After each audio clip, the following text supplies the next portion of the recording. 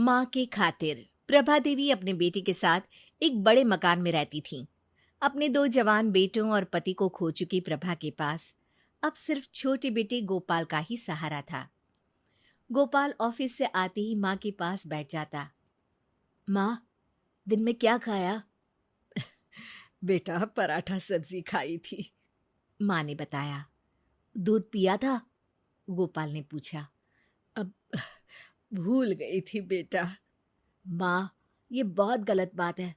तुम्हारी सेहत गिर रही है और तुम दूध भी नहीं पीती हो। गोपाल नाराजगी व्यक्त करता।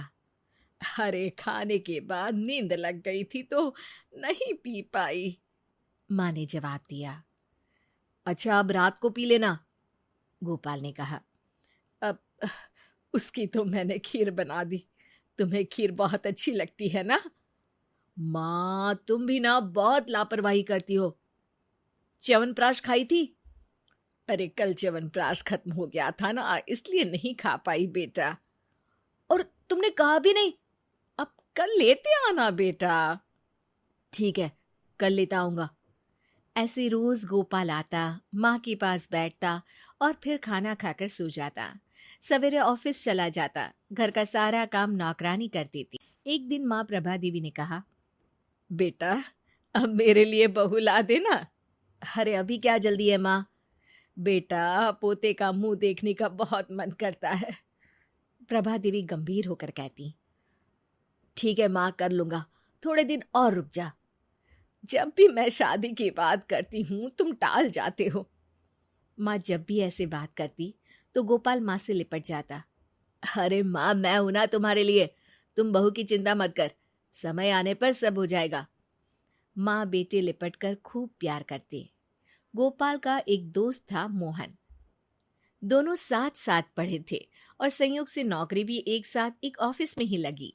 लंच के समय एक दिन मोहन ने गोपाल से पूछा, अरे यार, कभी तुम्हारे किसी रिश्तेदार को तुम्हारे यहाँ आते जाते नहीं देखा? पिताजी के मरने के बाद सारे रिश्तेदारों ने हम लोगों से नाता खत्म कर लिया, गोपाल ने बताया। क्यों? इस समय तकलीफ में रिश्तेदार ही तो काम आते हैं, मोहन ने आश्चर्य से कहा। लेकिन मेरे साथ ऐसा नहीं हुआ। यहाँ तक कि चाचा, जिन्हें पिताजी ने पढ़ाया लिखाया था, उन्होंने भी नाता तोड़ दिया। गोपाल थोड़ा गंभीर हो गया। चाचा जी को तो ऐसा नहीं करना चाहिए था, मोहन ने कहा। अरे चाचा को छोड़ो, बुआ ने भी आना जाना छोड़ दिया। सबको लगता था कि हम लोग उन पर बोझ बन जाएंगे। अब भी नहीं आते जाते क्या? मेरे बड़े होने और नौकरी लग जाने के बाद सभी ने रिश्ता फिर से बनाने की कोशिश की, लेकिन माँ ने मना कर दिया। जब मुसीबत में साथ नहीं थे तो अब क्या रिश्ता रखना? सही किया माँ ने। कुछ दिन बाद गोपाल ने मोहन से कहा, यार मोहन, तुम अकेले रहते हो एक कमरे में, हमारे यहाँ क्यों नहीं आ जाते? दोनों साथ रहेंगे। मोहन के बहुत ना नुकुर करने के बाद गोपाल ने मोहन को अपने घर में रहने के लिए राजी कर लिया और अब मोहन और गोपाल एक साथ रहने लगे। गोपाल की माँ को भी अच्छा लगने लगा। 3-4 महीने बाद एक दिन गोपाल ने माँ से कहा, माँ, मेरा 9 महीने के लिए चेन्नई ट्रांसफर हो गया है। अरे बेटा, तुम्हारे बिना मैं कैसे रह पाऊंगी? माँ, मोहन है और नौकरानी भी तो है, तुम्हें कोई तकलीफ नहीं होगी। फिर 10 महीने की ही तो बात है। बेटा, ट्रांसफर रुक नहीं सकता क्या? माँ ने रोते हुए पूछा। नहीं माँ जी, वहां गोपाल के अलावा कोई नहीं जा सकता, क्योंकि वो काम सिर्फ गोपाल ही कर सकता है, मोहन ने माँ को बताया। ये सुनकर माँ रोने लगी थी।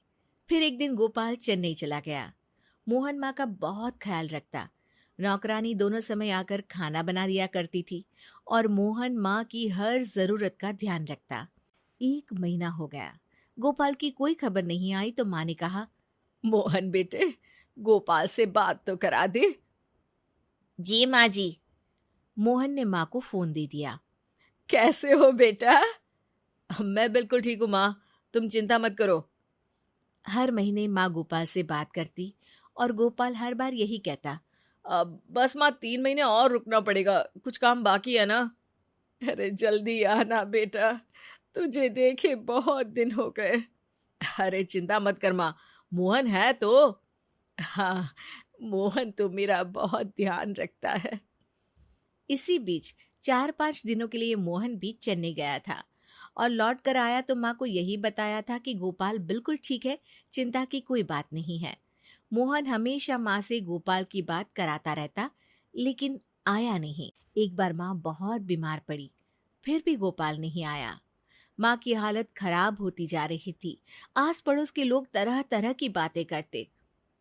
और ऐसा बेटा भी क्या जो माँ की बीमारी में भी नहीं आए? चेन्नई बहुत दूर है, आने में समय लगता है। फिर सरकारी नौकरी में छुट्टी इतनी जल्दी कहाँ मिलती है। कुछ दिन बीते, माँ की हालत बहुत खराब हो गई और फिर वो मर जाती है। हे भगवान, मोहन कैसा बेटा है गोपाल जो माँ की मौत में भी नहीं आया। फिर जो कहानी मोहन पड़ोसियों को बताता है, उससे सभी हैरान रह जाते हैं। गोपाल को एक लाइलाज बीमारी थी। डॉक्टर ने उसे बता दिया था कि वो कुछ दिनों का ही मेहमान है, लेकिन माँ अपने 2 बेटों को खो चुकी थी, पति भी नहीं थे। अगर गोपाल की ये खबर लगती तो वो जितना जीना था वो भी नहीं जी पाती। और गोपाल ये बिल्कुल नहीं चाहता था कि उसकी माँ उसकी भी मौत देखे और बेमौत मर जाए। हैं? फिर वो फोन पर कौन बात करता था? वो रिकॉर्डेड आवाज मुझे दे गया था, जो मैं माँ को सुना देता था। गोपाल की इच्छा अनुसार सारी संपत्ति मोहन ने अनाथालय को दे दी।